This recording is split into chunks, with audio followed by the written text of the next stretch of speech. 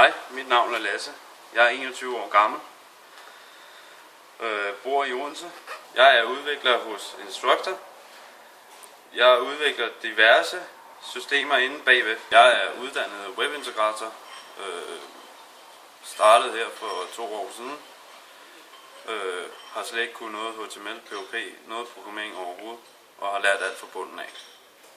Lige nu der arbejder jeg også hos et andet firma, hvor jeg er ansvarlig for robotudvikling. Jeg arbejder bedst med musik i ørerne, fordi det lukker alle omgivelser ud fra mig, så jeg tænker bedre og arbejder mere kreativt.